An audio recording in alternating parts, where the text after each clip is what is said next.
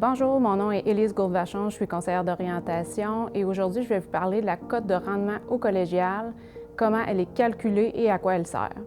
Tout d'abord, la cotère est utile uniquement pour ceux qui vont à l'université ou pour bénéficier d'un crédit de cours dans le cadre d'une passerelle DEC-BAC. Elle se situe généralement entre 15 et 35 et est calculée par le Bureau de coopération interuniversitaire, puis transmise dans les cégeps après chacune des sessions. Ce qu'il faut savoir également, c'est que dans le domaine de la santé particulièrement, les universités utilisent d'autres tests pour l'admission. C'est donc pas seulement la cotère qui est prise en considération pour déterminer qui est admis ou non. Voici maintenant les principaux facteurs qui influencent la cotère: la moyenne du groupe, l'écart type, l'indice de force du groupe et la dispersion du groupe. Premièrement, la moyenne du groupe auquel l'étudiant est comparé n'est pas seulement celle de son propre groupe. Lorsqu'il y a plusieurs groupes du même cours, ils sont automatiquement regroupés. De plus, les résultats en bas de 50 % sont exclus de la moyenne. Plus l'étudiant aura une note au-dessus de la moyenne, meilleure sera sa cotère.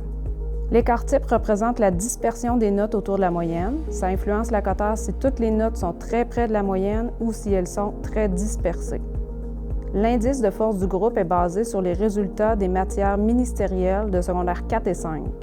Chaque étudiant arrive au cégep avec une force et la moyenne des forces de chacun représente l'indice de force de groupe. La force de l'étudiant n'influence pas directement sa cotère, mais celle du groupe au complet.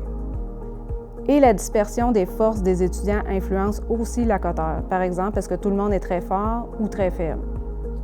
Voici maintenant un exemple d'un dossier d'étudiant de sciences humaines, première session. Dans cet exemple, on voit la pondération de chaque cours, la note de l'étudiant, la moyenne du groupe de l'étudiant, la vraie moyenne utilisée pour le calcul de la cotère et finalement la cotère pour chacun des cours. Chaque cours a une cotère et la pondération des cours est importante. Ici, on peut voir le nombre d'unités par cours qui varie entre 1 et 2,33. Dans cet exemple, un cours à 2 unités vaut 2 fois plus qu'un cours à 1 unité dans le calcul de la cotère.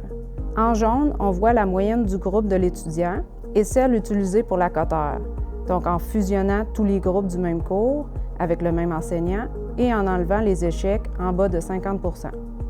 On peut donc constater que l'étudiant n'est finalement pas 7 % au-dessus de la moyenne comme il le pensait, mais plutôt 3 % en dessous. En vert, on peut voir que les cotères de ces cours varient entre 24,8 et 33,7. En considérant le poids de chacun des cours, la cotère moyenne de l'étudiant pour sa première session est de 29,814. Lorsque l'étudiant complétera une autre session, la cotère de celle-ci viendra s'ajouter à celle déjà existante.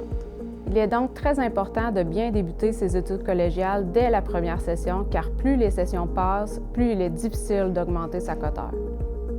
J'espère que cette présentation vous a permis de mieux comprendre comment est calculée la cote de rendement au collégial. Si vous avez des questions, n'hésitez pas à me contacter.